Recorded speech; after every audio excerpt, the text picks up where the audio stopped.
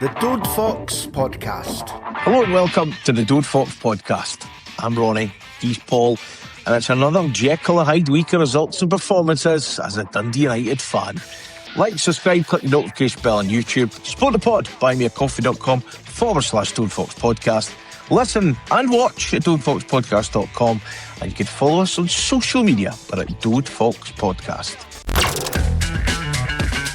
Coming up on this week's episode, the week that was, Livi and Dundee review, good, bad and ugly, Celtic preview, loan report, the Tannadice Test, and on this day with the Arab Archive.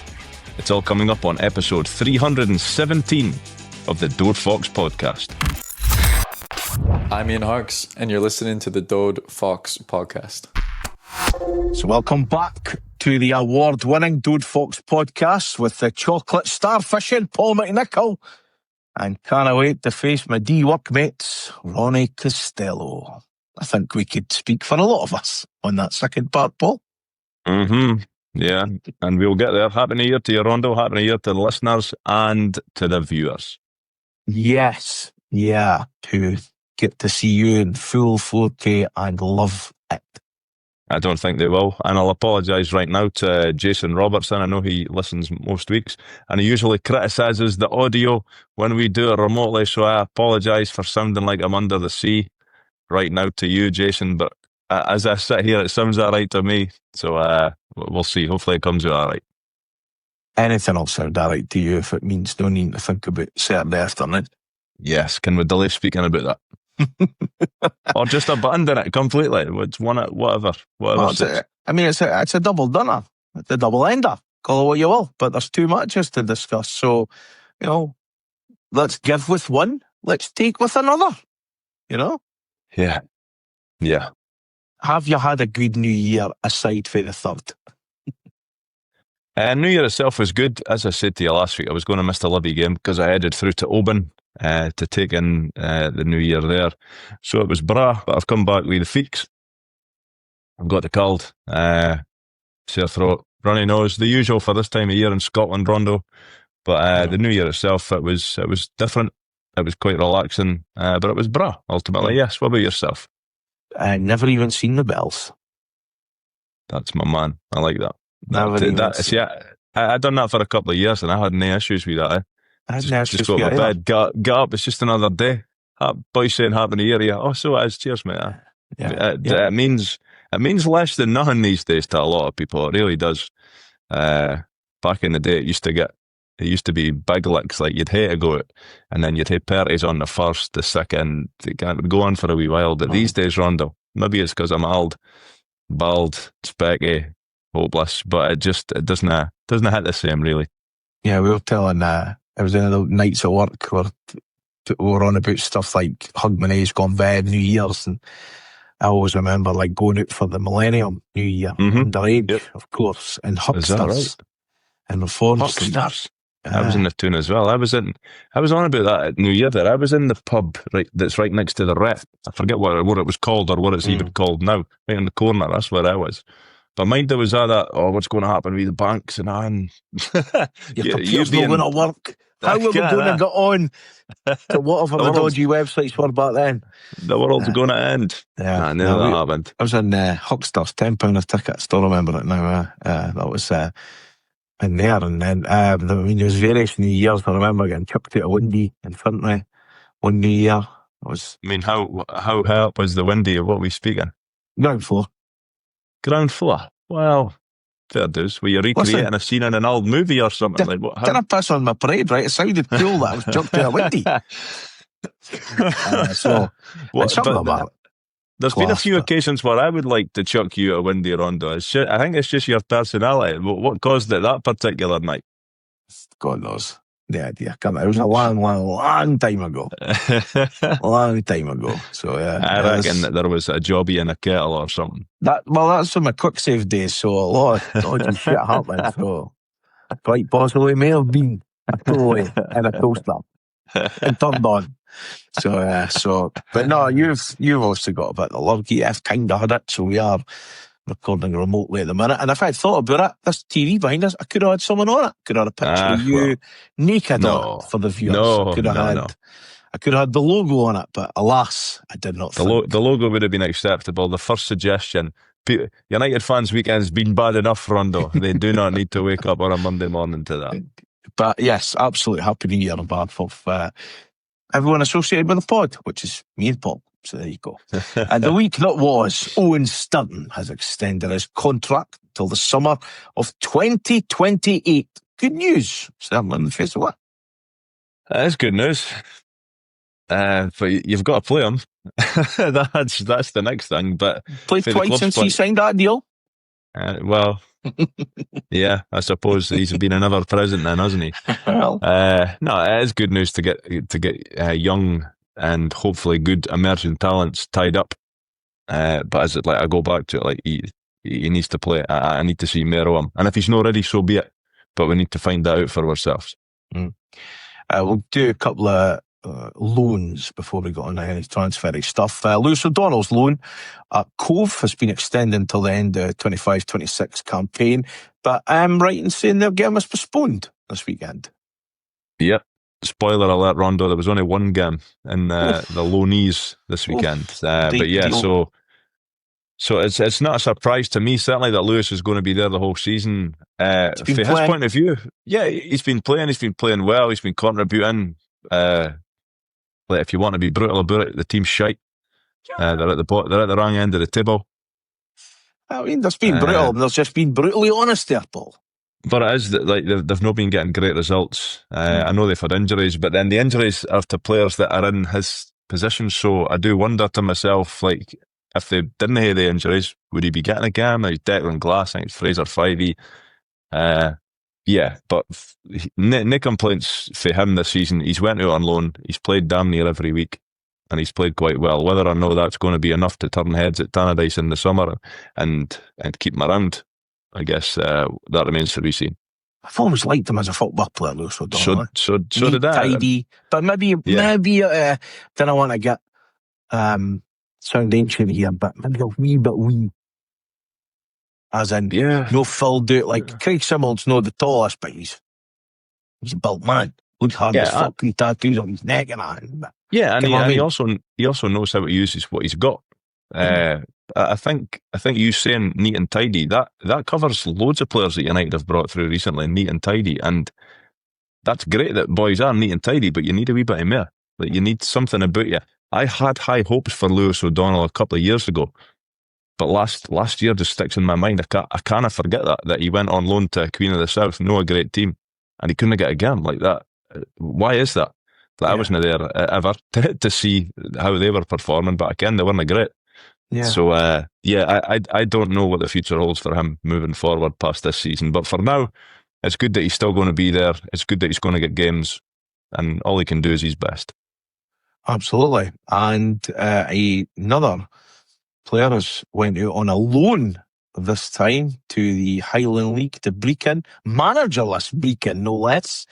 Calvin Beattie to the end of the season. Yeah, a slightly strange one, because he's part of that cooperative agreement with Airdrie, or he was, certainly at least. No, now. And that was obviously quite a fruitful relationship that the two clubs had struck up there. I think Scotty Constable played 45 minutes. So yeah, he's went there for the second half of the season. Highland League. It probably makes me think that he's not going to make it at Tannadice because I'm in a shite mood. I'm just going to be brutally honest today, Rondo. But if he goes there and he can play some games, all the better. The only real time that I saw him anywhere near the first team was pre-season against St Johnstone. I thought he was excellent. He was really, really good. But he's never had another sniff. And I'm not saying that he should have. Like, I don't know. That's the only occasion I've seen him out with some academy games where he does stand out. So it could be the making of him.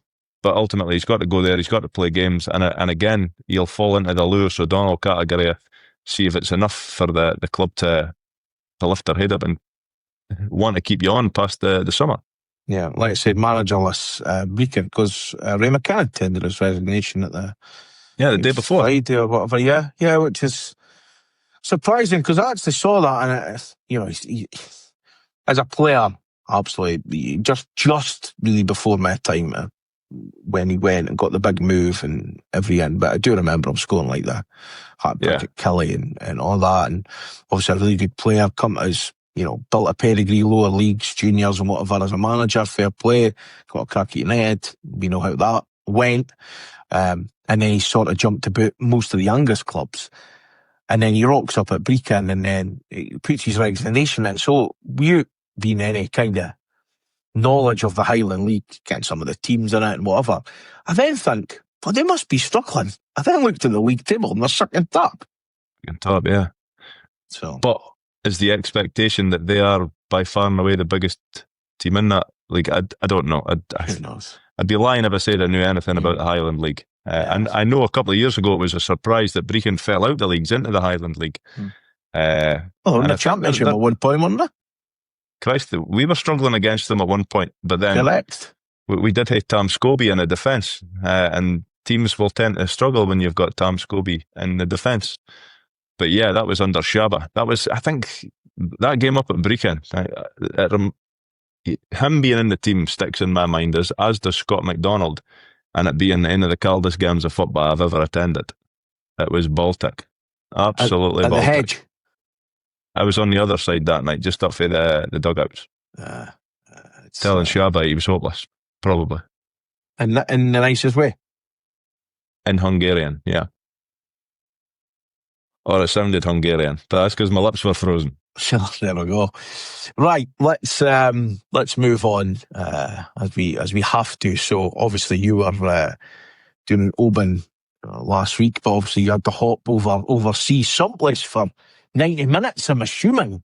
Well, West Coast, so I thought, like, the signal in Oban's on a par with if you're having steak pan chips in the Birkhill Inn, like, you didn't get a signal really out there, so I had to nip out of my Canadian chalet to watch the game. To watch the game, so it was over there. So I did see the game. It was bra. Yeah. We mentioned it obviously last week up at Aberdeen. Cold, battling point. Positive to take out of anything at the minute. Point in the road, could have done more, could have got pumped, whatever. But we moved on. Knew it was a big week. But as you had sort of said, that it was a 6-point week incoming. We were going to go a Livingston team that we said that hadn't really set anything alight at all. I'd won one game at home, I'd really struggled, but would be nip at you the whole game. They would stay in games that could frustrate you. And as the old saying goes, as the boy that my mate put wheels on the coupon yesterday, as he has every week, and said they've got to win sometime. And the worry for me on Tuesday was, we've not been great down there, so they've got to win sometime. I don't care what I was worrying about. No, it was a really good performance. How much of that was down to Livingston being honking, I don't know, but you've got to look at it. Certainly we do anyway. From a United point of view, we put in a great performance, attacking like we were dangerous. It felt like all night. The Trapanovsky was back into the team. I thought he was excellent. Sam Clearharden and Owen Sturton, after some big specky bald guy bitching about never seeing them, they were in the team, and I thought they were very good. Cynically, when the teams come out, I was thinking, moving forward for that game, I didn't think it matters how good Sam Clearharden plays tonight. So if we go back to before kickoff, I'm thinking it doesn't matter what he does tonight. He's not going to be playing against Dundee. Owen Sturton, he could give the manager a selection headache. Like, if he was to have played against, and he played very well, like, don't get me wrong, but I thought if he plays tonight and scores a couple of goals, you're almost undroppable, because we've got a forward line that's not really scoring that many goals just now. Certainly the two main options, it would appear, Moller and Waters. But unfortunately that didn't happen. But I thought that both of them on the night were excellent. They gave a great account of themselves. Trapanovsky was excellent. Really, really good. They seemed up for it. And United, just in general, going forward, were fantastic on the night. It was really good to watch. It's funny you mentioned that about people can be undroppable for scoring, but I watched him. A boy at Petrorbia scored a world day and watched him sit on the bench to start the game on Tuesday night. Yeah, and then come on and score another cracker. Yeah, but yeah, big rotation, like I say, Sturton, Clearharden, Trapanovsky, and obviously Lucas Stevenson came back in. Jovo, Vichko, Fata and Waters were dropped, and Vichko actually didn't actually make the bench in the end during the warm-up, so he didn't make it. Pan Kamara was obviously the big one that was pushing to be available, and on the flip side of Ross Graham not making it, he just happened to be on co-commentary, Dave Hill, TV, and I must say, I thoroughly enjoyed it. Yeah, he was good. I like when I'm abroad, when I kind of make the game, when they've got, because it's now and again it's Sean Dillon. I think Will Ferry's done it at one point. I know that was Motherwell 4-3 game last year, I think. So I think you get a different sort of insight. You get a player's insight into it, because as fans, and we'll know as well as anybody, we talk some amount of nonsense, whereas we didn't have the perspective of the players. We might have an opinion on something and they might just say, but it's because of this, or that's what we're trying to do here, and you're like, right, okay, right, I see that now. So yeah, off the park, Ross Graham taking a microphone on the night to help our David, that was nice, that was good. And obviously it was you got the insight from the player and the captain, but also as the fan when the ball went in the back of the net. Yeah, and that's what you want, isn't it? And if he said he couldn't feel his toes once, he said it a million times. I don't care what United are paying anybody, particularly El Capitan, but they need to sort him out with a thicker pair of socks if they're going to send him up there. It's as simple as that, Rondo. Bad games for the team. His boys on the gantry yesterday with long johns in a hand on it. It was cold yesterday. It was cold.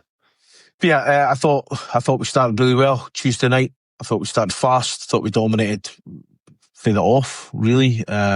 Started hit the post quite early on as well, which kind of set the tone.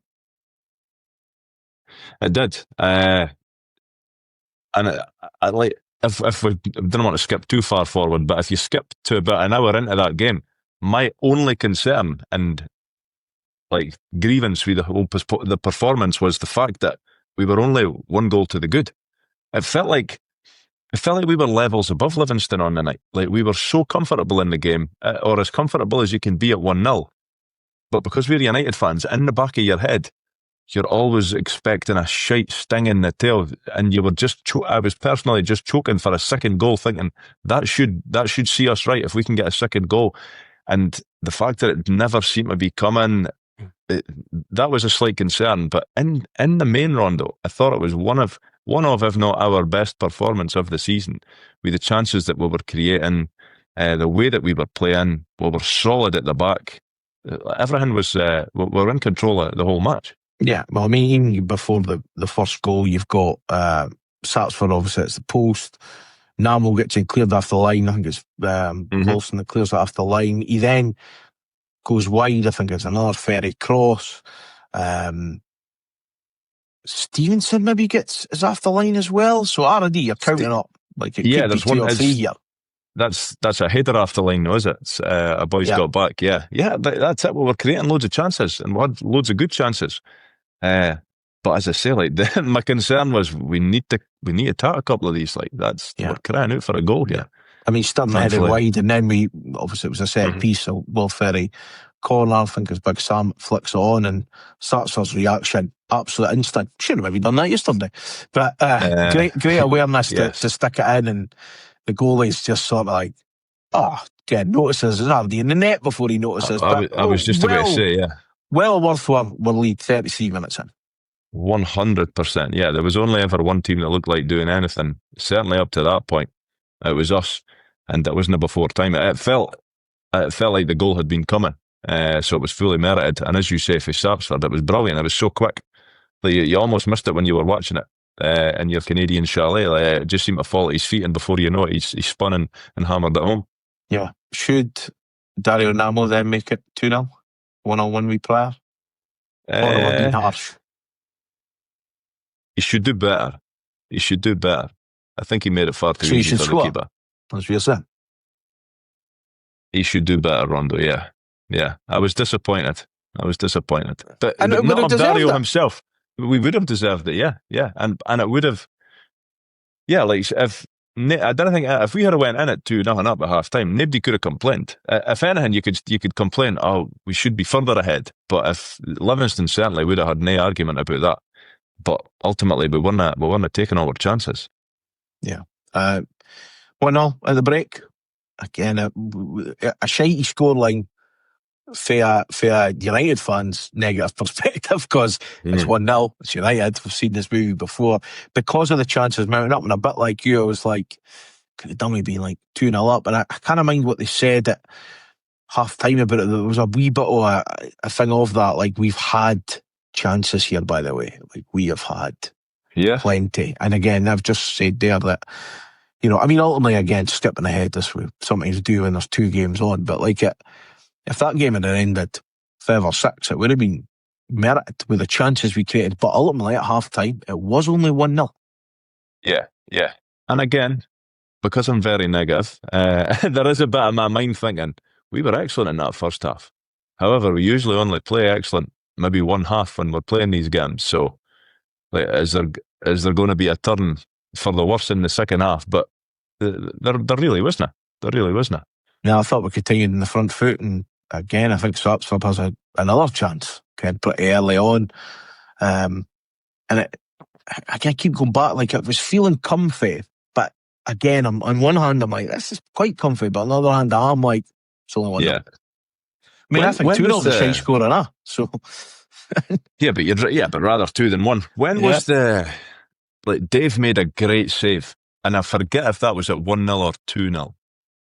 Was that at 1-0, that save? So he has a save in the second half when he kind of spills it, but but recovers it really well.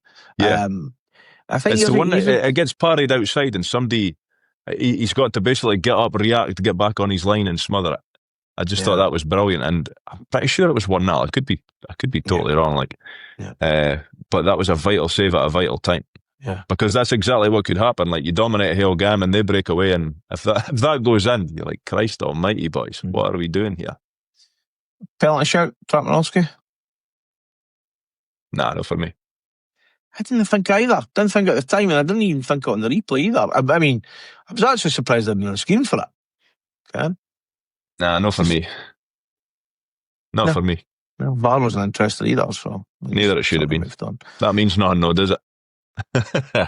Hopefully. One thing I did notice was the pitch. It looked like it was frosting out every 5 or so minutes when the ball hadn't went to a certain part of it, and then the next time it goes up there, it's the big white patch again. Yeah, aye. So I'd said my mate was there, and I said, does the pitch look as sort of bad and as it is for where I am, 3,000 mile away? And he says it's not great. Like, he says, bit of frost and that on it, but it turns out, I think I'm right in saying this, I think I remember this correctly for yesterday, it's not just one big cut of carpet, it's individual sections and squares, so some of them were frosted up and some weren't, so it was really random. So but it is a much better surface than they have been, but it's still that was relayed in the summer, though, was it not? The Livingston pitch. I'm sure it was. It's not got any of the wee black bobbly bits that you would find in your socks for days. It's not got any of that on it. So, but getting back to obviously being experts on artificial pitches, like Craig Craig Sibbald smashes the post. Yes, good effort. Great effort. And once more, that was the pressure. Just again, we kept turning it up and turning the screw. But I was still choking for that second goal. Like, we absolutely needed that, and thankfully, an ex-United player bailed with it. Right after Ryan McGowan's boss. I didn't see it at the time. I thought I hit Waters, and I emphasise hit because I was aware that the keeper had kind of pushed it out. But I didn't realise I hit McGowan straight in the pass, and that made it a wee bit sweeter, if I'm being honest. I only realised it was him when the camera actually focused on him. Yeah, well, the camera focused on him, and I was wondering why it was focusing on him, and then they showed you the replay, and I was like, that's how his nose is swollen as well. Unlucky. Get up, yeah. And then Amar Fatah done what Amar Fatah does. Yeah, and you know what, he made it look easy.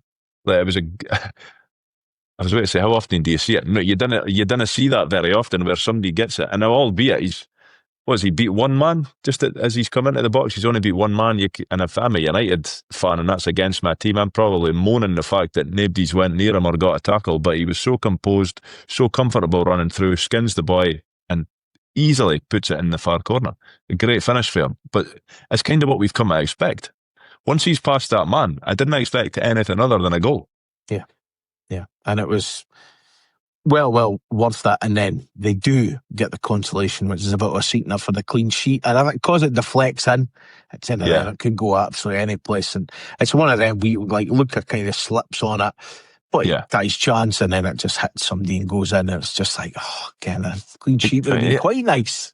Yeah, 100%. And at the time, I can remember thinking, fuck's sake, like another shite goal to lose. And I get that he slips, but it was just too easy for them to get the ball through the corner and come into the box. And albeit, again, it's a wicked deflection. But yeah, I was really hoping that we could have kept a clean sheet there, because I think the performance overall merited that. Mm-hmm. But ultimately, if someone before the game says you're going to win 3-1 tonight, I was absolutely taking that. Yeah, 100%. So 3-1 victory doing it at the home of the Set Fair Arena. A couple of notes from it. Was at the post twice, 2 off the line. I had an XG, Paul, of 3.69, the highest we have had in the Premiership this season. We had a season high for touches in the opposition box. That was 51, with 7 chances created, 17 crosses. And Sapsford on 8 goals now for the season at that point. Yes. And still now. At this point, as we're recording this. It was a really good night's work. Like I would imagine United fans leaving the ground probably felt good about themselves, because they had watched their team put in a really good performance, basically control the whole game. You could criticise some of the finishing, a wee bit wasteful, but again, like we scored 3 goals, so it's very hard to criticise when your team scores 3 goals and you come away with the 3 points. So I think overall it was a job very well done on the night. Absolutely. I made obviously some notes on the Barca Tuesday night. Just again going what it was. It was, I wrote down momentum, bit of confidence going into it, and we're back in the top 6, and I kind of took that as positive, and I thought, this is shaping up wonderfully well going into 2026 and stuff like that. And I didn't know what would come of that days later. But watching from afar in Canada, man of the match. I know he's had a lot of stick recently, and all season basically, and I think some of it merited, some of it maybe not so. I think some of it gets quite personal at times. I also understand it, but I thought Will Ferry on the night was brilliant. He was back to being the Will Ferry that he was last season. So yeah, I would have gave it to him. Like I thought he was tireless up and down that flank most of the night. Will Ferry is? That might be his first of the season, is it? First, certainly. I'll have a quick look for you. Well, we're just pad for time and no need to speak about that. Yes, it is. That will be his. Yeah, first of the season for a first. Yeah, it was a good win. But like, if we're being honest, like, it was one that we kind of expected and thought we needed, because at the start, a week ago when we were speaking about these games, we wanted 6 points. We thought anything else not going to cut the mustard here. So to get 3 points for Livingston, as unusual as it is, it was still welcome, but it was kind of what I was expecting was going to happen. Yeah, I had a note here for this. Where are we? I'm sure I had something there about first wins in some time. So is it the first win in 20 years or something? Is. In the league. First league win since 2005. Yeah.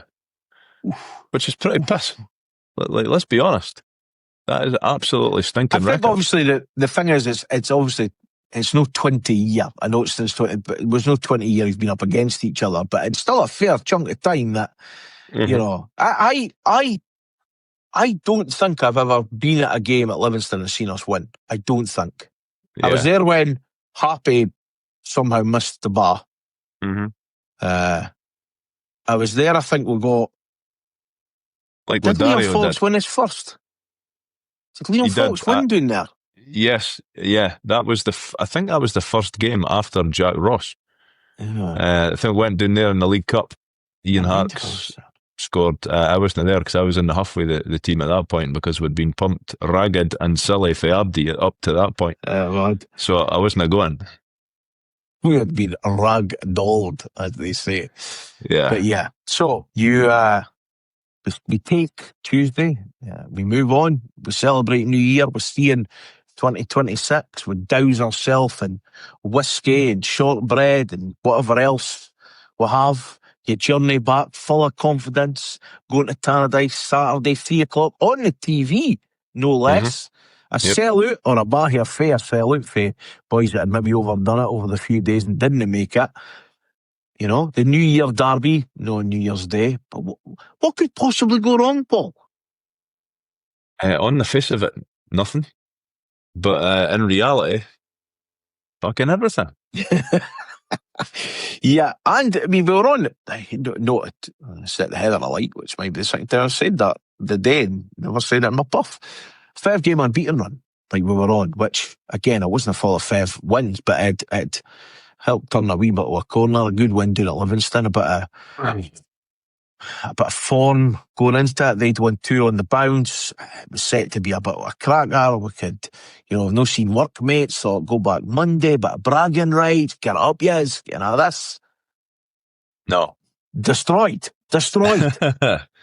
Yeah, an absolute, it was just shite. So we had to go back to it when the team comes out. Obviously, 4 changes. 4 changes. Sam Cleharden's not in, which was no great surprise. Was it disappointing? For me, it was, yeah. But as I say, I wasn't surprised by it. Starting not being in, I was disappointed at that.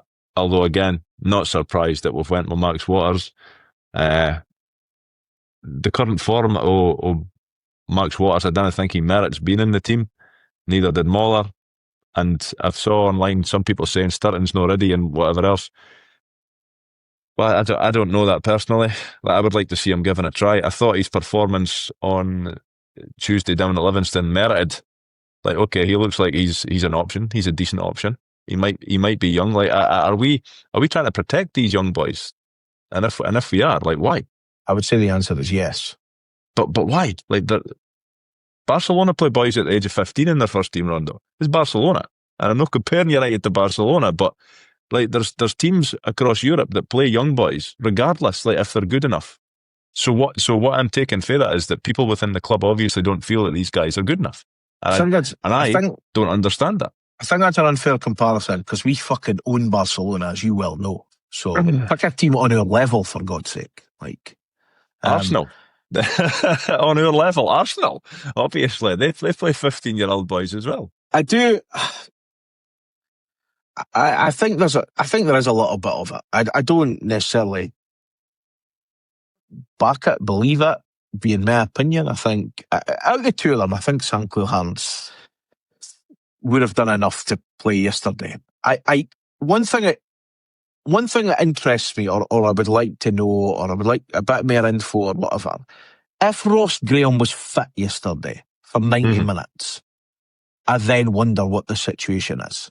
Because I think if you go back, say Sam comes in yesterday and he plays with, who does he play with?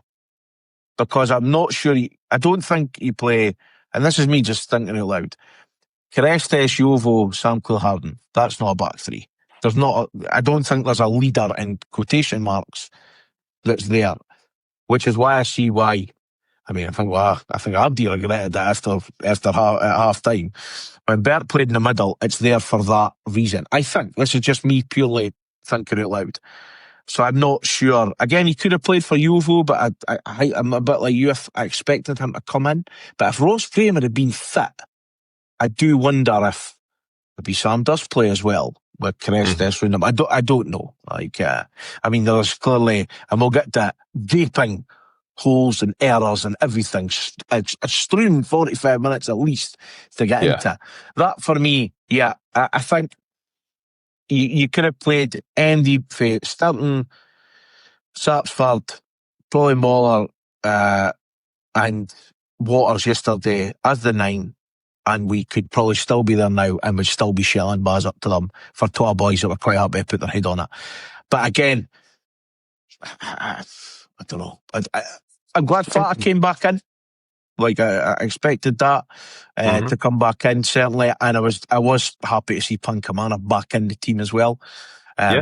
And again, with Vichko no playing on Tuesday either, I don't think it was probably no hard decision to put him in. I don't think Vichko's done nothing wrong, but Vichko was the best man on the park up in Pittodrie a mere 7 days ago. Yeah. Again, don't know what the injury is, don't know the severity of it, don't know why, no idea. But because you never come on yesterday again, I don't know if it's any of these managing things against sports science tells you an awful lot these days. But yeah, I was happy to see it.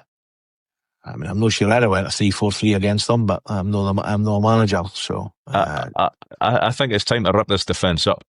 I really do. It's been all season now. It's not reliable. In some games it is, in some games it's not. Like, we need more consistency.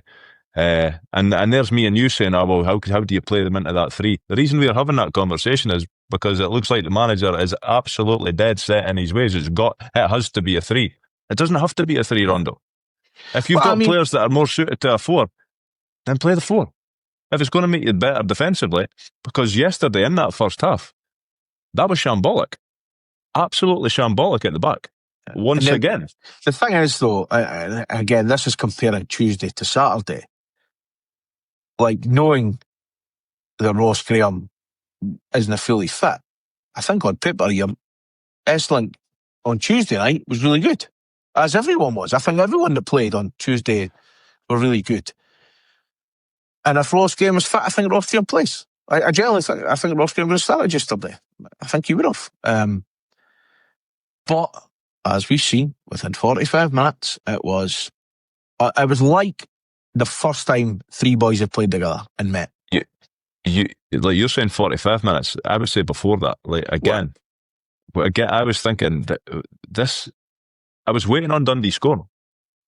So, and I'm going to jump out of the place because I always do, because I'm fucking hopeless at sticking to a non-written script that me and Ronnie write. But when you go to the end of the game and the manager says, oh, well, that was their first shot on target that they scored for, like, that is being economical with the truth. And United fans didn't zipped up the back, Rondo. Dundee could have been 3 up. The boy Kumetio's got a free header. He should score. The boy Kumetio's then at the back post on his own after, I think it's Luke Graham heads it down to him. So when Jim Goodwin goes on about first contacts in the box, they got the first 2 contacts in the box that time. He should score. Mm-hmm. The boy Astley at the back post, he should score. Like, we were fucking wide open. I don't know if the boy Astley should score, but it's a really good chance. Really good chance. If that's United, I'm disappointed that we've not scored for that. It's a centre half. That's the only thing I'm saying. I was away to say, we maybe get away with it, the fact that it wasn't one of their strikers. But Kumetio's header is an unmarked header. He gets time to run and somehow puts it on the wrong side of the post. And if he doesn't get it, it's another Dundee boy beside him. Yeah. How the fuck can the both be unmarked 6 yards out? Defensively, it's a shambles, Rondo. It's either really solid, or when we came up against Celtic with loads of pace, first half, fuck me, it was embarrassing. And Dundee, like, their front 3, and for some reason, they hardly score any goals this season, but they looked pretty dangerous. And we just couldn't. Bert was getting bullied.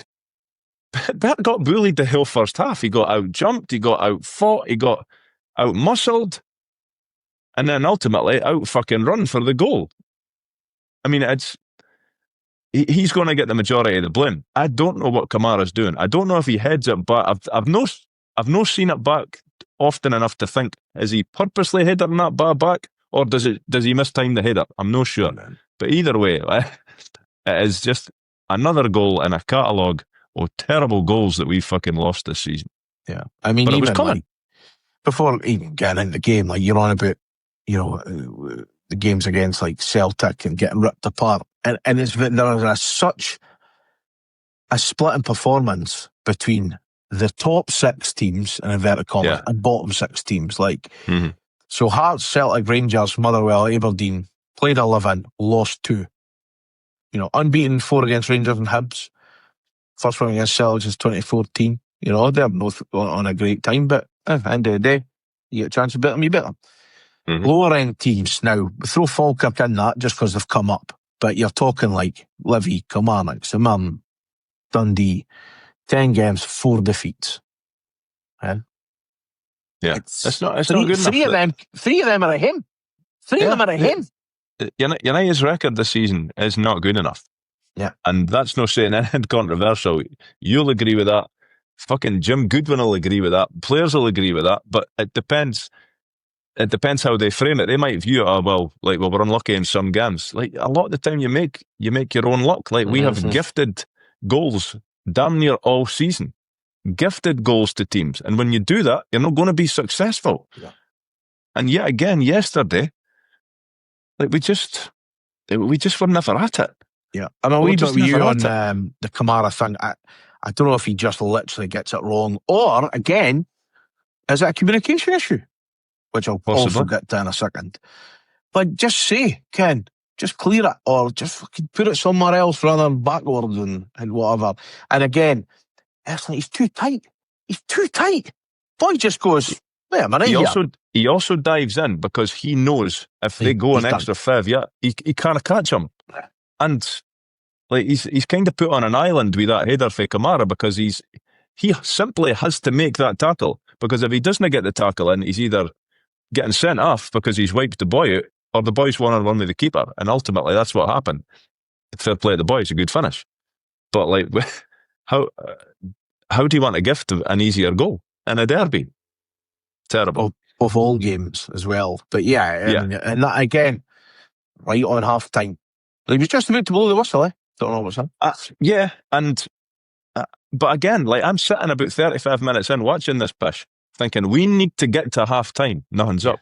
I didn't see us scoring, and I know that Sapsford had like a mushy crawler, and there was a wee stushy in the box. Kerestes header. That was earlier in the game. I know that we had some chances, but it never felt like we were going to be overly dangerous to them. They just seemed to be lapping up everything that we were throwing at them, which wasn't much. But as I say, they had 3 gilt-edged chances that they probably could and should have scored for prior to their goal. So I just wanted to get to half-time, nothing's up. For them to score when they did, for their point of view, brilliant. Like, Abdi's up, the crowd turns, they'll head their tails up. It also probably changes the team talk at half-time, massively, because they're just then wanting to defend, which is what they've been doing pretty much all season if you speak to Dundee fans. And they done it magnificently yesterday. We barely troubled them.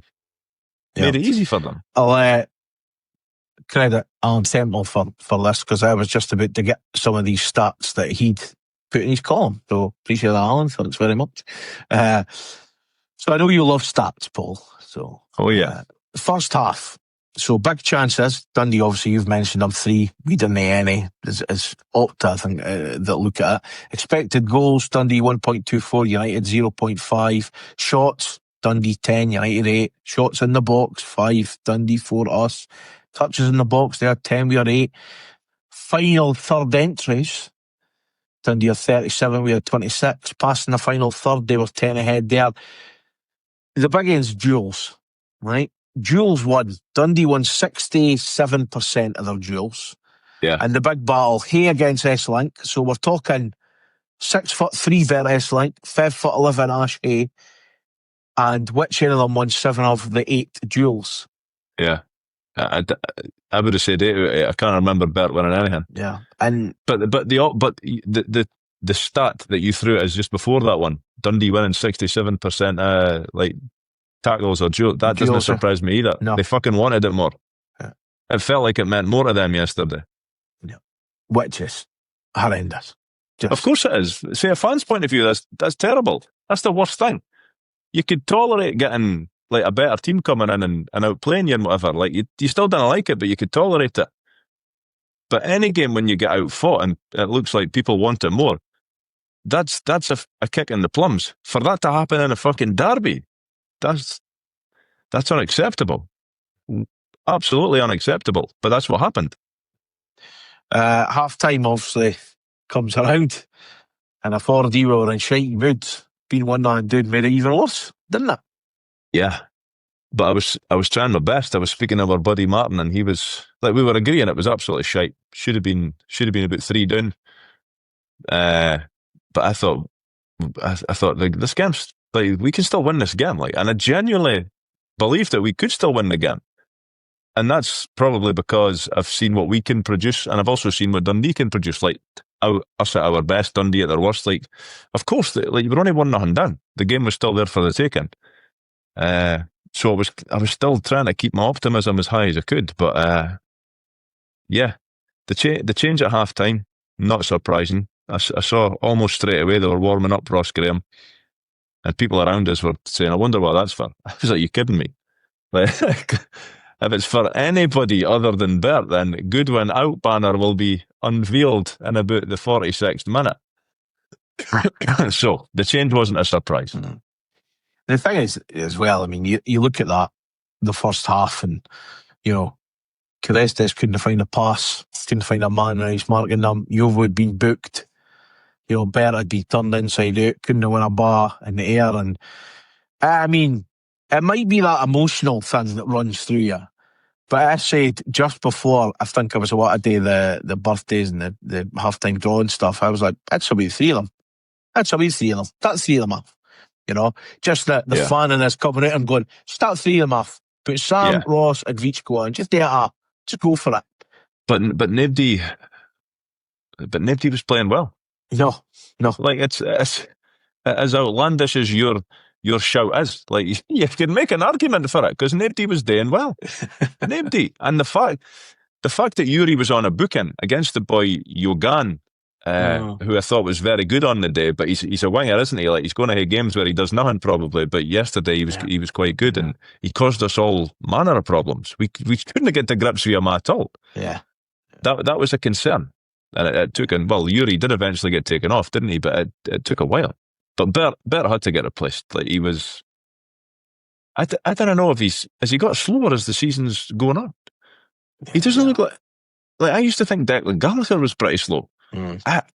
I'd pay to see him race Declan Gallagher at present.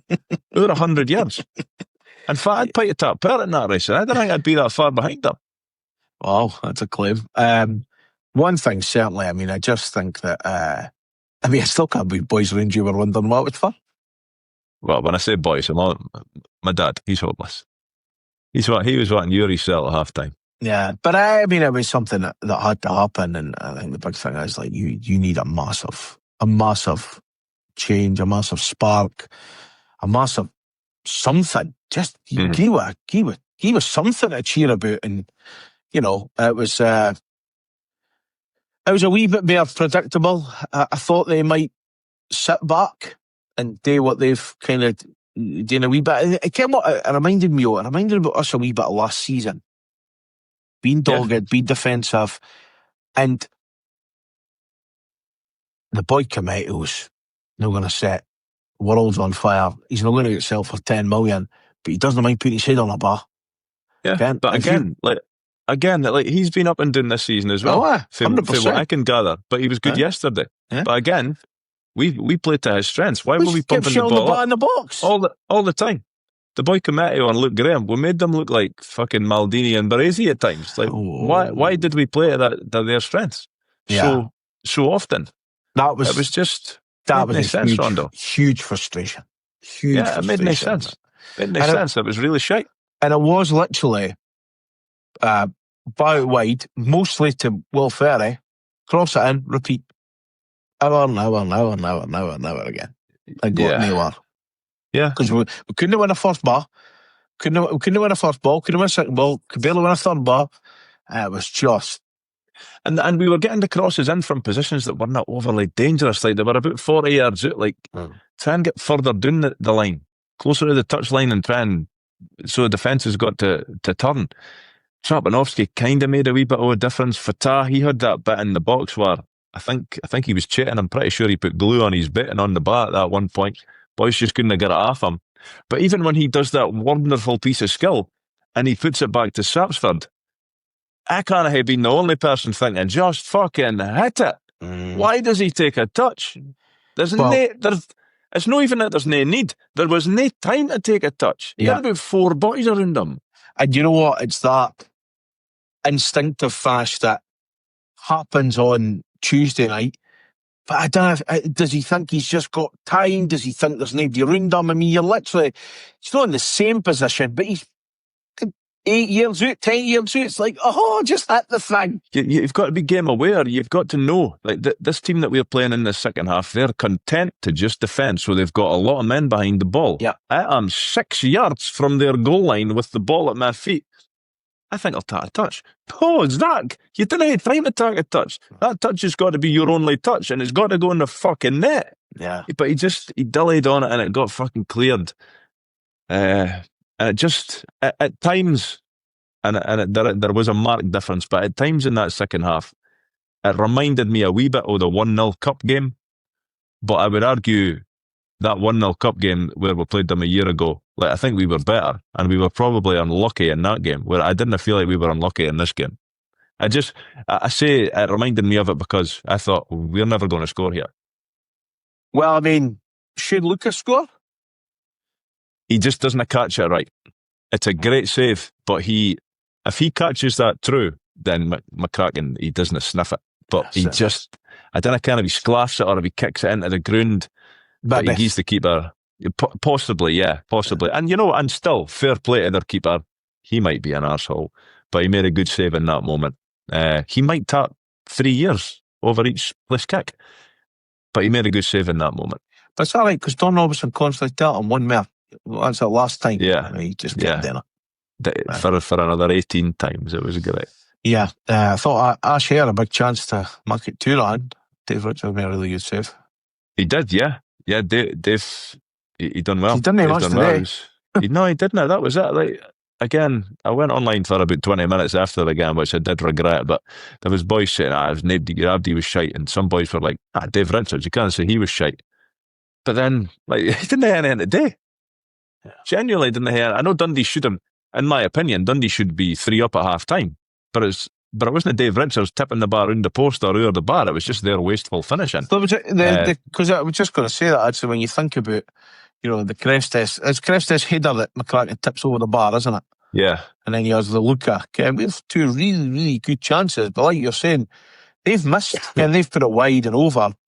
Dave Richards can't do nothing about that. And he had that one, and it might have been his only save I could remember, but so frustrating. I mean, it's like anything, like, they defend in their box with numbers, because, I mean, they were playing, it was like a 4-5-1 or a 4-1-4-1, but as the second half we were on, it was like a 9-1 at times, Ken. But we were a bit like that, like you say, last season. And it was we played to our strengths. I would argue last season we would play to our strengths. So I can't sit here today and say, well, Dundee are shite. All they did was defend. They played to their strengths. Yeah. They got themselves in front, albeit they were gifted it by us. The assist for a United player, and then the defender that's got concrete in his bits. Mm-hmm. Like they were gifted it, I would argue, but they held on to it very well, and from their point of view, probably quite comfortably. Yeah. I've got a crosses start for you. Here we go. I like stats about as much as I like Derby defeats, Rondo. Like, it's on a par. I don't know if this second half or overall, but United had 29 cross attempts. How many actually were half decent? 2, maybe. It just wasn't good enough. Like, regardless of stats, regardless of anything, what I watched with my own 4 eyes wasn't good enough. Far from it. They wanted it more, which I find hard to accept. Mm-hmm. They were more wasteful in front of goal than us. Did we hit the ball in their box second half a lot? Did I ever think we were going to score out with Luca's effort? Probably no. He taps fun, I suppose. But if boys wanted to keep you up, and fucking take loads of touches, like, you're never going to score. Yeah. And going on the duels I mentioned, Ross Graham won 5 out of 7 when he came on. So I thought Ross Graham was really good when he came on. Yeah. Really good. Do you know, like, what's really summed the game up for me yesterday was the ball was coming out the sky because it was in the air and half a lot, and Craig Sibbald went to just knock up, and it went looping behind him, and I was like, this is just summed up. If that's how it's going for Sibbald and whatever. Yeah. I mean, just shite, really. That was really shite. Like, this could have been the shortest podcast episode known to man. We could have said Tuesday great, Saturday shite. That could have been it. Yeah, I mean, United again. Loads of touches in the box. Great. Zach took about half of them. Yeah, we had 42 touches in the box. Yeah, in 2 seconds. Yeah, and also a big save, like you say, for McCracken, and regardless, I think we're the better side in the second half, but you threatening. But it doesn't matter. It doesn't matter. It doesn't matter. No, it matters not a jot in any game. It matters even less after the game. It doesn't matter. You've just got to win derbies. I'd rather sit here having won and played absolutely dog shit. And then, if you want to still criticise the performance, so what? You've got the 3 points, so it doesn't really matter. But to play dog shit and still get nothing. Yeah. And I hope it doesn't sound like sour grapes. It no doubt will. Dundee are not a great side. And neither are we. But I thought they just wanted it more yesterday. They were relatively comfortable for the majority of the game. And they stuck to try to do what they were good at. We were fucking stinking for the majority of the game, regardless of being slightly the more offensive team in the second half. But that's because you're playing against a team that's happy to sit back. Of course you're going to be the more offensive team. Just wasn't good enough. Yeah, and it doesn't get any easier going into January either. Obviously, we're at Celtic next week for Ayr in the Cup, and it's one of our 2 home games at Mirren and Hearts, and maybe because we're playing 2 of the teams up the upper end of the scale. Although, I mean, Celtic's form must be doing their yours. So there's a wee team there. I've no idea. It's disappointing. Like, there's a lot that's went on this season. Like, we've undoubtedly had some highs. We've had some fucking lows. Saturday was a low for me. I don't get all the tinkering with the team. Sometimes it works, and then you maybe, or no you, but other people will throw it in your face saying, well, look, if you hadn't changed the team a bit, then, like, we changed the team for Saturday to Livingston, and it worked, and we seemed to strike gold. How did we not just stick with that same team? Is that too simplistic? Well, if they stick with the team, so if they stick with that team, kind of you saying, well, how's Ross Graham not playing? How's Fatah not playing? But that team won and played very well. Playing? No, but that team won and played very well, because what we've done the majority of the season, Rondo, to my mind, is the defence hasn't really played that well, and we're stuck with it. Yeah. So why are you not sticking with a team that has played well? And again, I'm not saying that would have made any difference yesterday. We will never know. But it's just the constant chopping and changing. You're not giving anybody out with a handful of players the opportunity to be consistent over a length of time. And who knows how fit Ross Graham was? Who knows how fit Jekyll was? But I know that Jekyll was absolutely fantastic at Pittodrie 7 days ago. And then he's not kicked a bus since, albeit he was injured for one of them. It's just, I don't know. If I'm Jim Goodwin, I'm playing Pan Kamara. So, like, I'm already contradicting myself. But all season, like, we've been, I don't want to say a rewarding failure. That's no right. But when boys have had howlers, particularly boys at the back, they've just kept their position for some reason. When we've got other options there, I don't know. And Max Waters, he's been poor. He's been poor. There's no getting away from it. He was good at the start of the season, but that looks like it was an anomaly. And that's why I shout for boys like Owen Sturton, because I didn't see how it could be any worse at present, because the boy Moller's not offered that much. Like, at times he's had great touches and he's looked like he can bring boys into the game, and you've thought, oh, there's a player in there. Max Waters, I thought from what we had seen at the start of the season, I thought he's going to be a goal scorer for us. But he doesn't look like he's anywhere near scoring a goal these days. So I'm not sitting here, and I saw the headline in the paper. I didn't read the article, but Sturton could be our Haaland. Who the fuck said that? Why did they say that? Like, that's just a nonsense. Nobody's going to be anybody's Haaland for a start. But if somebody within the club's thinking that way because they think he's maybe going to provide goals, then fucking play him. Why leave him on the bench? Give him a chance. He can't do any worse than what we're doing just now, because what we're doing just now, our strikers aren't scoring goals. Yeah. And it's that weird thing of, is that starts for the 9, or is he just an overall attacking player? Because he can play wide right and he can play through central, but he plays. His issue is he plays very well wherever we put. Albeit yesterday wasn't great, but in general he doesn't usually let you down. Wherever, if he's central, if he's out wide, he's a good team player. Yeah, you get a man of the match. Are you having a laugh? Just got to ask the question. I can't believe you announced it at the gap. Right, sponsored pay for that shit. I thought you were just going to drop the mic and today's man of the match and just God, that was it. Aye, sponsors pay for that, man. But to get to the boy that set up Dundee's winner, got an assist. I think that you should get the information 10 minutes out so that you can process it and query it. You can pull boys up and say, "Hey, wait a minute, I did tell you, but there's been times. How does it get to you? How does it get to you? Well, it's this. It's quite a fancy system. It's just called like a text message. From? You don't have to give names. A club official, I take it. Somebody that's absolutely hammered at the game because they've been on the Hoshbo beer. So what? Has said, I think it's him because we want to meet him. And that then gets tell club official to you. Yeah. I think we need to call out the middleman. I think we need to give your number out to boys that are pissed at the game so that you can go back and forward for 5-10 minutes and say, boys, rethink. Have a rethink here. Yeah, I mean, there has been some. I think there was the game about Pop 3-0 the other week. It was not. They just went, now probably better no announcing it. Yeah. Sometimes it's a wee bit like that, but yeah. So if I'm Ronnie Costello, my microphone's not working around about that time of the game. Oh, I've had enough problems with that PA system this season, so you don't care. But yeah, I just had to ask the question. I kind of thought that might be your answer, but let's quickly talk about Celtic, and then we'll do a bit of a transfer window wish list, and then we'll get your good, bad, and ugly. All right, but.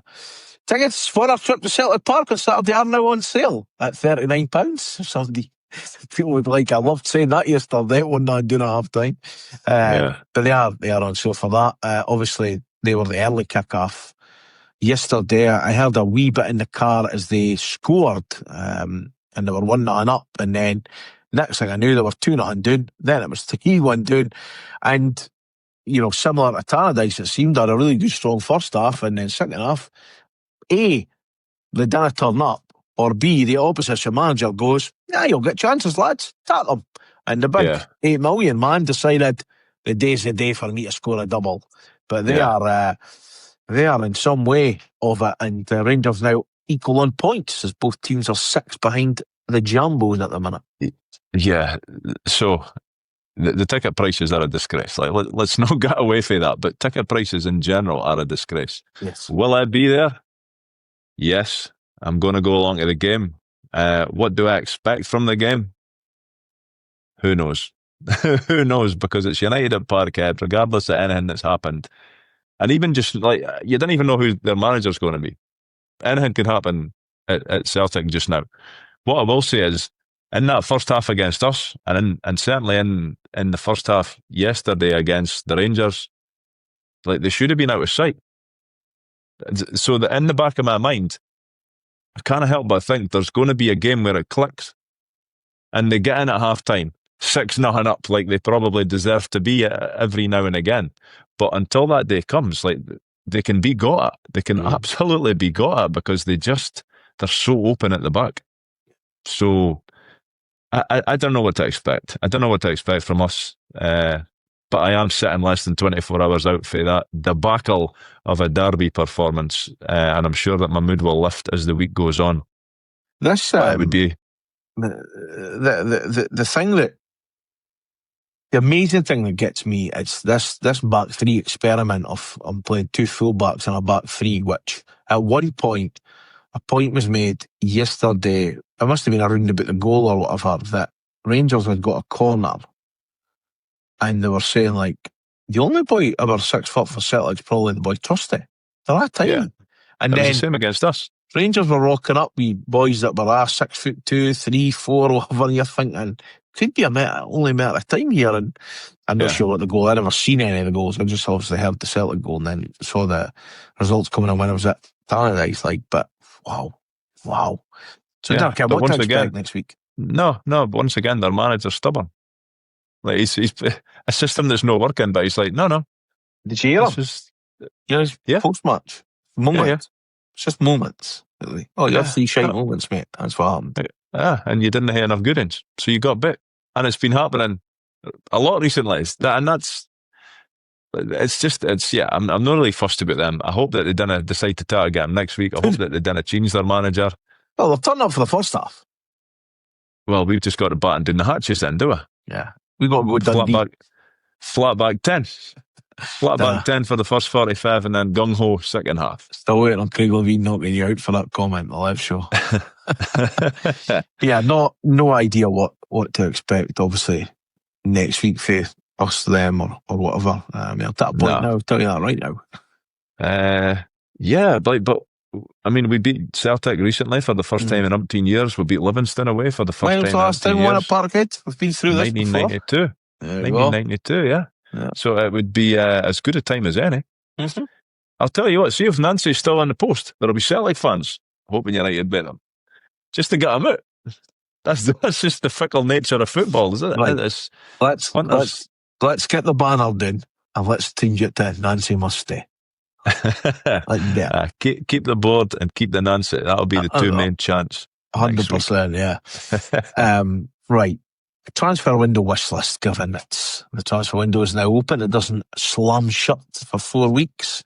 What is on your transfer window wish list for United right now? I still think we need a goalkeeper. And I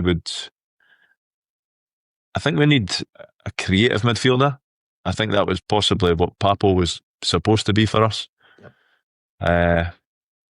And on the face of it, I've seen people say that we need to get out of the defence and bring in new defenders. I could understand that in the heat of the moment because we've just played shite at the back yet again. But we're not scoring many goals. Our main striker's not scoring many goals, so we need to figure that out. And if it's a case of putting Sapsford in the middle and Waters and Moller has to sit out or Sturton gets a run of games, which I fail to see happening, then we need to do that. But I don't think that we can address all our issues in January. I don't think we will because it would take too much. It would take too big an overhaul. Yeah, Jim Kieran says the squad could be added to. Doesn't expect much movement out, but goalkeeper Jack Anik has been name-checked, played for him at Summerton, of course, been injured since February at Cardiff. It was a player, a keeper he knows and trusts and whatever, but I'm with you. I think a goalkeeper's got to be on that list. Depending on what happens with Will Ferry, I think you've got to be looking for a left back, given if he doesn't go in January, I highly suspect he might go in the summer. There'll be a year left on his deal. He won't be here next year. I don't think he's looked happy all season. Probably since the potential rumoured move to the MLS fell through for whatever reason. He just hasn't looked happy. I'm not saying he's no put in a shift. He's certainly, I don't think he's... His levels maybe dropped a wee bit for last season, but I don't think his effort has. I think he's still giving his all, which is all you can really ask as a fan. But just in general, he just doesn't look happy. And he'll play better when he's happier. And if he doesn't want to be here, unfortunately, he's just got to knuckle down and crack on as he is. And if he keeps playing the way that he can play, or gets back to playing the way he can play, he'll get his move up regardless. So I'm not sure the advice to him. I'm not sure it's he doesn't want to be here. I just think it's... He doesn't look happy, Rondo. I go out my way now to watch him coming on and off the park. He doesn't even look at the fans. Yeah. The only time I've seen him look at the fans is when he's shouting at them. And he's just frustrated. That's probably because he's knocking his pan in and people are fucking having a go at him. Like, he's human. Like, you're probably... I don't have an issue with him having a go back, by the way. If somebody's having a go at you, would you do it in the street? You probably wouldn't have. But if you did it in the street, you would expect the boy to shout back at you. Yeah. So I don't really have an issue with that. But at the same time, I could also appreciate it's not a great look. Yeah. When you're the captain, when you've got the captain's armband on and you're shouting at fans. Yeah. Well, I think a goalie, a left back, I'd put a centre half on it now. We don't play with a left back, so it'd be a left wing back. A left wing back, inside forward, inverted. And I generally believe we need a number 9, an out number 9 to play with Zach Satterthwaite. But where do you get him in January? That's clearly available in January, because guess what? He's not putting the band of pokey. You know? Exactly. Yeah. I've seen there's obviously been chat of people have some people just assume he could just rip up loan deals or just throw loan players back. Again, that's why Isaac Papo was still at United, because Fernvaros went, nah, you're all right. You can keep paying a chunk of his wages, lads. So I certainly don't see any of that happening. So yeah, I think we might get 2, possibly, for what positions, I don't know. But I'm like you, I think to do a lot in January is tough. I mean, I think we've had that one window that was chaos. We've never been near that before. No, and it was probably easier to do it at that time as well because we were in a league lower. Yeah. And because of the stature of the club, you were able to attract bigger name players. And it was probably going to make a difference, which it did, although ultimately we still didn't get out of the league that season. But it did make a difference, whereas if you were to bring in, just say you'd done the same this January transfer window and you brought in 10 players, that would just be chaos. I think we would end up going further down the table. There's too much turnaround at the wrong time of year, I think. So I suppose ideally you just want to add some complementary pieces, but like, you could also make an argument that we're needing some major surgery to that team, like the defence straight away. But I think some of that can be rectified by the manager changing the system. Mm-hmm. Yeah. But will he? No chance. He doesn't pick up nonsense tactics, both. No. Listen, in that though. It'll look on the sideline maybe, but just let them do what they're doing because it's not working. Yeah.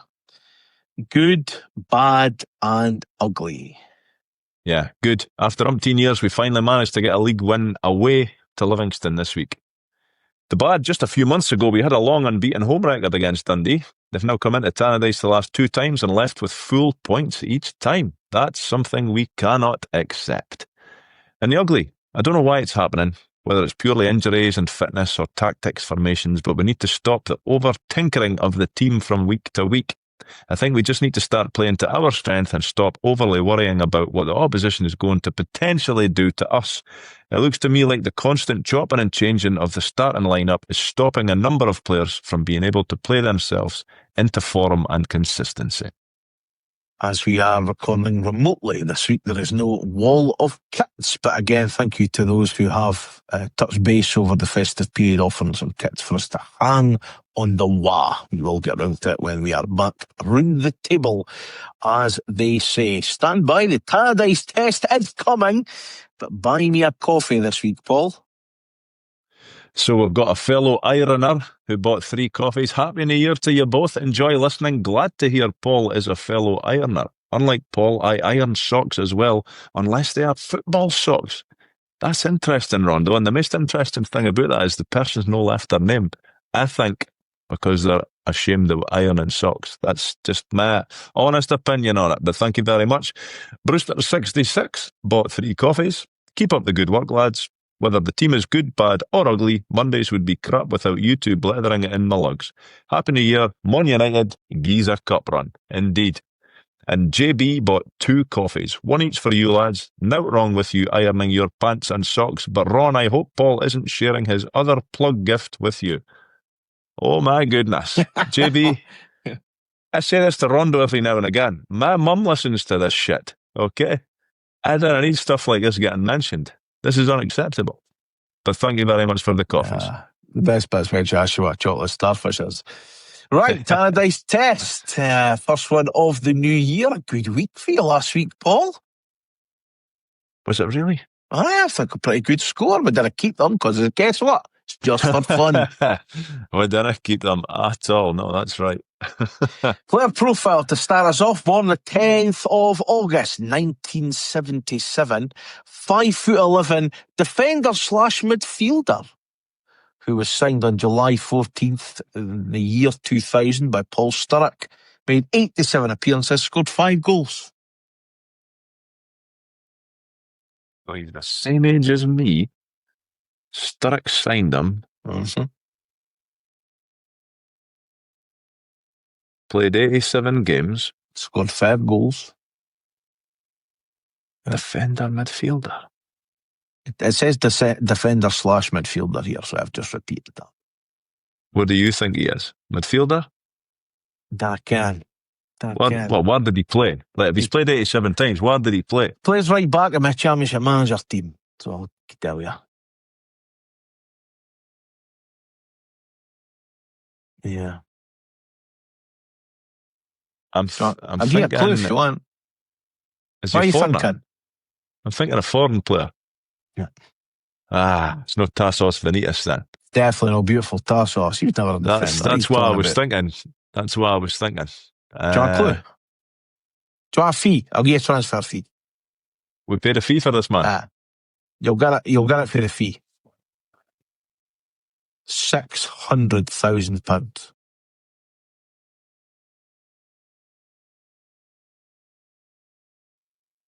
United haven't signed many at £600,000. 600 grand. Oh, Sturrock signed somebody for £600,000. He did indeed, yes. If you want to remember, he didn't travel far to sign for us. Jeezy peeps, how am I not getting this? Boys will be doing their dinger listening to this rondo. This will be so obvious. If they've bothered to keep listening. Defender, midfielder. You'll kick yourself. I guarantee I'll kick myself. Damien will better done that. No, I can't kick his ass. I'm going to hit admit defeat with this in before I kick myself. Danny Griffin.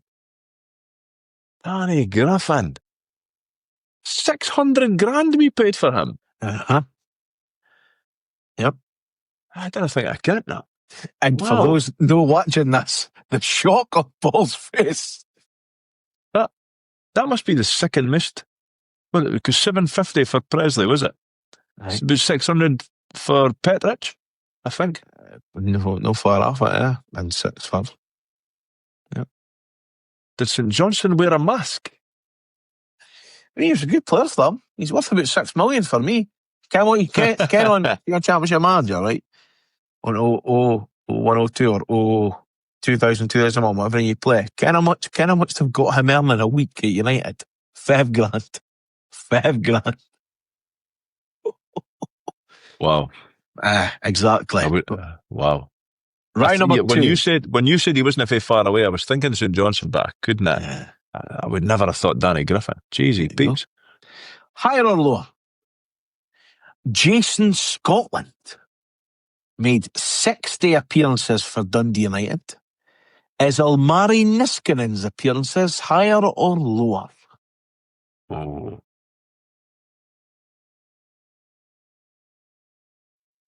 Emmy what was he here? 2 seasons? The smiling assassin. Yeah.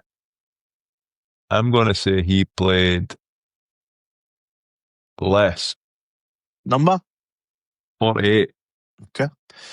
Jason Scotland's 60 appearances. Ilmari Niskanen's was, or is, higher. 61. Oh, well. Been a brush start.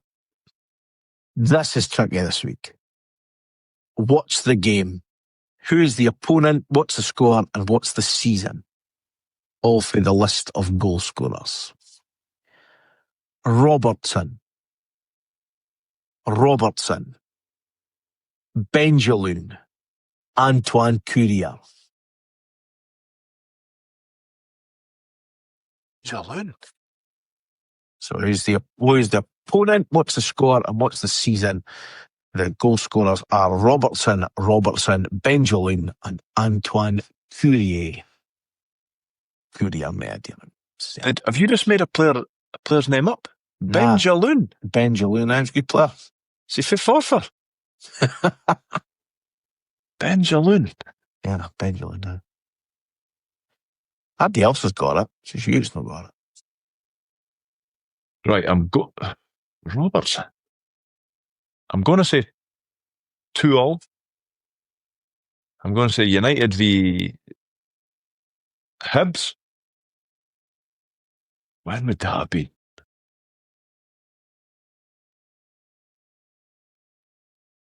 To 2006-07. So 2-2 United Hibs 2006-07. What was? Do I hate to guess anything else? No, that's it. How far out am I on Aachen? Yeah. Who's the Robertson? David. It is David Robertson, double. So United were 2-0 up, and then 3 minutes later, Abdesalam Benjaloun brought one back, and Antoine Courier scored for the spot to make it 2-2 at Easter Road. It was Hibs against United from season 2007-2008. So, yeah, it was... I'll take that. Even though they run, I'll take it. It was close. That was the game that David Robson scored a double and then got subbed. I wasn't sure if it was him or Scott Robertson, but he was more of a goal scorer than Scott. So there you go. That's I thought it was quite tricky this week, depending on your knowledge is, obviously. You can, it's no good. Round number 4 also played for Brecon City, Falkirk, Forfar, Hibs, Inverness, St Johnstone. But who be that man? Is that the order they played for them in? No, it's the alphabetical order they played for them. You're that's what the Arm Archive have it listed as. So get on Darren Dodds. Correct.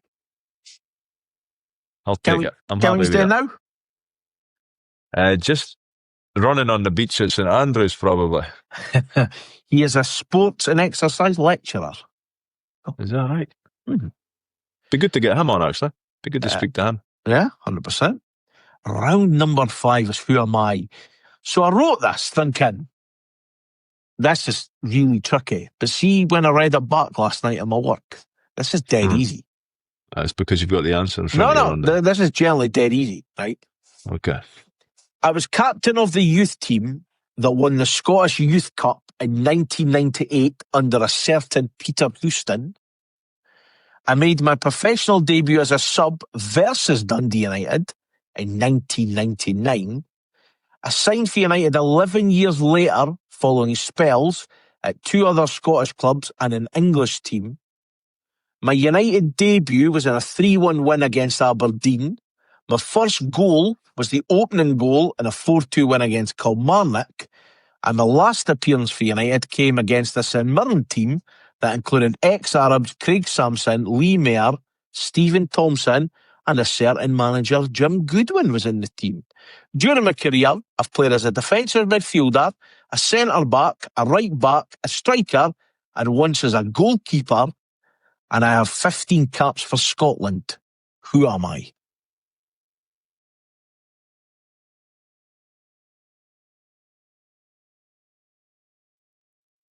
See, I'm not thinking this is as easy as you're saying. When I read the clues back, I thought it was quite easy, but...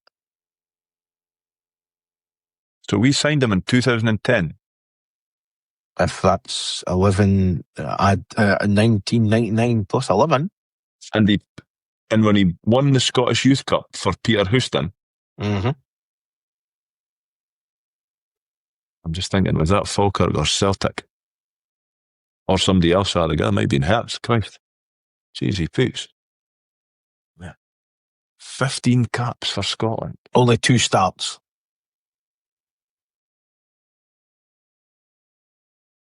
I'm going to get this round up. Again, people might be shouting, but I'm not sure. I'm not sure. This is tough.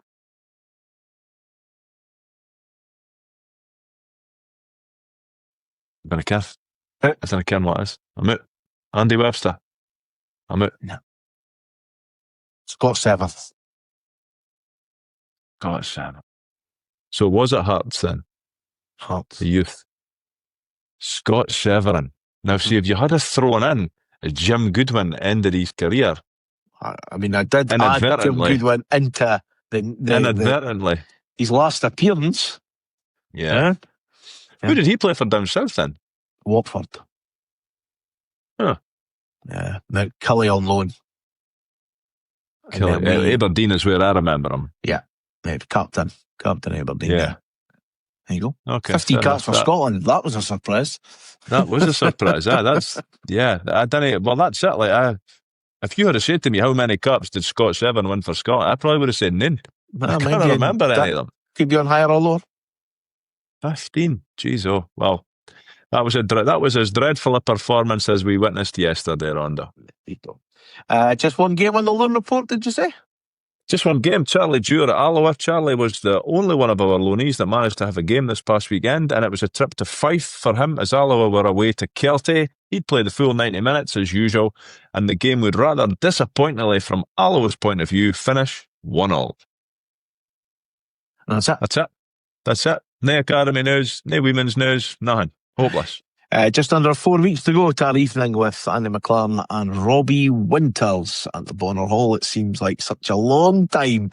Me and Paul were in absolute panic mode about announcing this show and putting tickets on sale, but it is an absolute sellout, and we really can't wait. Friday, 30th of January at the Bonner Hall. Thank you very much to everyone who has bought tickets over the next couple of weeks. We'll let you know some of the other raffle prizes and stuff that we have got organised for on the night and all that kind of details and stuff. And likely the week leading up to it, our socials will carry info about doors opening, bars opening and all that kind of stuff as normal. If you've been at a show before, you'll know exactly what to expect. And it's in two halves. There'll be the main bit, and then second half, depending how it goes, maybe a wee bit more chat, but then that is a Q&A as well. You have a chance to ask questions to Andy or Robbie of anything that's maybe not being covered on the evening. We'll do the raffle at the start of the second half as well. Some really good prizes coming together for that. And again, if you are a business owner, if you've got a service that you provide, like that, then do get in touch if you would like to offer a prize for it, and we'll do shout outs to those that have supplied them, like I say, over the next couple of weeks. On this day, in association with the Arab Archive, preserving the history of Dundee United Football Club since 2006, 5th of January, is our focus today to one game to mention. Not two, but I've got 4 signings and 2 birthdays, so that's maybe where it threw us off. A gale-force wind and lashing rain made conditions particularly unpleasant for the first home game of 1991 as St Mirren headed for Tannadice. Despite playing into the wind, the team dominated the first half, creating several chances. The Buddies did take the lead against the run of play, but Christian Daly pulled us level before half-time. John Clark had us ahead as the second half got underway. St Mirren drew level again, Alex Cleland then scored with 15 minutes left. It could be a bigger winning margin, but Mixu Patalainen missed for the spot at Finish United 3, St Mirren 2. Up there. 4 signings for you, Paul. First up, originally joined on loan before returning 15 years later, making 75 appearances in total, scoring 6 goals. Who was signed originally on this day in 2006? Mulgrew. Charles Patrick Mulgrew, yes. What gave it away was the mischievous smile on your bus there, Rondo. For people listening audio only, don't listen to him. He is lying. Next up, a striker who was with United for 7 seasons. He lifted the Scottish Cup. He captained the club.